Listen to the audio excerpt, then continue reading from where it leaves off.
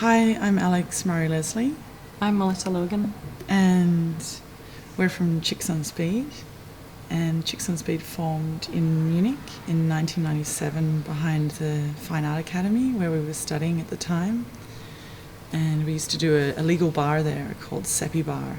And that's where we met and did a lot of projects related with music and fashion and art projects.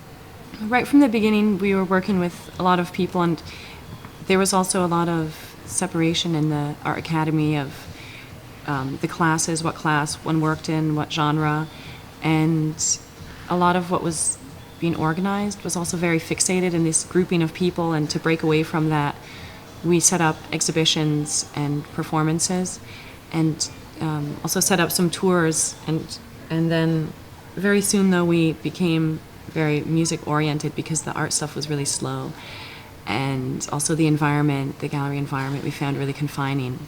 And we also became more of a group of 3 people and not such a large group. And in the last 5 or 7 years, that's broken down into a larger collective. Alex and I as the nucleus, and we push and organize the events and performances and projects, and then we have members in London, New York, Berlin, and Spain, Barcelona, Paris. and these other members, then it changes depending on the project, the size of the project, and also the mediums that we're working in. This is the E-shoe, which started off as the high heel shoe guitar prototype that we made at CAC in Vilnius, Contemporary Art Centre. The curator, Simon Rees, invited us over and gave us the possibility to create all these new object instruments. And at the time we were focusing more on building different types of shoes. And some of the shoes had microphones in them. They were very Get Smart-ish. And then one of them was the guitar that worked as a regular guitar, so it had a pickup inside, guitar strings and screws, and you plugged it in the back of the shoe. And from working in the space at CAC, we then developed also rock instruments from Melissa and their amplified rocks with contact microphones, and that led into doing a type of orchestra piece at the opening. But then we realised after doing the piece, we thought, oh wow, we sort of need more of these shoes, and wouldn't it be great if it was wireless And wearable. And so it was like this thing of like product development, R&D on the shoe, and it took 3 years to develop then this final shoe. We worked together with on the first shoe we worked together with Steve Dawson and Ollie Horton. And on this shoe, we've worked together with around 10 different people, and the shoe designer is Max Kibardin. He's Russian and lives in Milan. And also Angar, which is hanger.org. And that's an art production space in Barcelona where we do actually a lot of our more electronic pieces with circuit boards and so on. And Alex Posada, Bartos, and Miguel worked on the electronics of this shoe, on building this circuit board, which is a specially designed circuit board, and with a wireless unit that communicates via MIDI signals to a laptop. And so it does work as a guitar, and you just touch the strings. It's got touch sensors connected to the strings inside the shoe, and so it's very good for the stage. And then we worked with various factories to turn specially designed screws here, based on regular guitar screws and working like regular guitar screws in a way. And we designed those with Marc Monzo, who's a jeweller based in Barcelona. And we also turned these elements at another factory, and then we went to a car paint factory and painted them all. So it was a lot of different processes to build the E-shoe.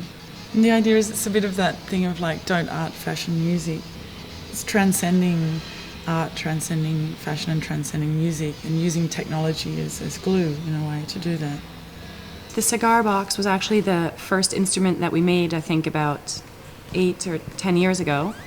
And at the time, we also used quite easy technology, just with pickup microphones, distortion pedals, and just bought a bunch of things and stuck it in it and used it for live shows. But it was always a dream to have it really functioning as an instrument. And later we met some people who build synthesizers. And we went to their studio in Barcelona and then did a little bit of soldering. And we didn't make the whole thing, though. One has to be very patient. And I think after 3 days of soldering, our patience ran out, and then they finished them up. So these are functioning synthesizers with sequencers. And there are 10 of them, and they're all different. So now what we have is the Cigar Box Orchestra. The stage is a Gesamtkunstwerk. The show is a Gesamtkunstwerk.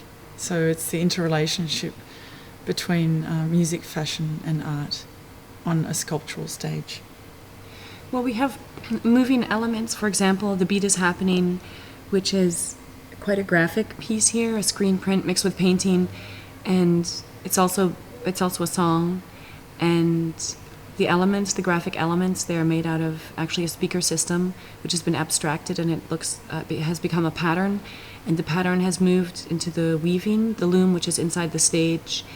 And there, a large piece of fabric has been woven there, also based on this pattern. The pattern's also in another painting. And there are a few pieces like that move in the exhibition. And on the 2 walls here, there are the banners, which are collections of slogans and impressions from the people who were here for the exhibition. For example, Nadine Yassin, and quotes that we've used in other exhibitions, and kind of also the sloganeering, which are also kind of a street philosophy that we've developed. And these are made by sign painters in Africa.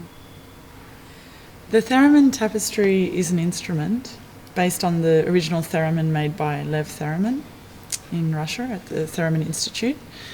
And we worked together with the Victorian Tapestry Workshop in Australia, in Melbourne.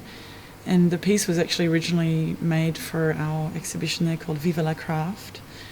And it was a work in progress, and there were 5 weavers from the Victorian Tapestry Workshop who would come in every day and weave, and they wove in conductive threads into the woof and the weft.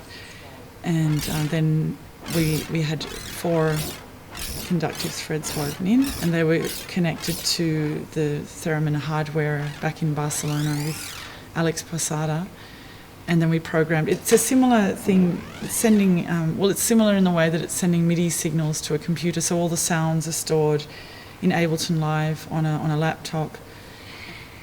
Yeah, the style of the fashion video is very much like silent films that's sped up, and it came from a very kind of banal idea of having this huge pile of archive material that we had, and then we tried to photograph it. We tried to photograph it, and it became all sterile and dead. And then flat on the wall. We realized we have to where these things are actually made as things that one's inside and doing something in. And then this video came out of that, really. It should be very inspired also by this 1920s, I don't know, like putting on clothes or something, and this speeding up a film, or that's filmed because it's the wrong speed sort of thing. Yeah. The hats are self-contained amplification devices, it's the idea that you can actually be anywhere and perform, that the performance is not contained to a stage, a large sound system, engineers, and all these things. You can be anywhere. You can put on your hat, your mad hat, and step in the street. And it also looks good.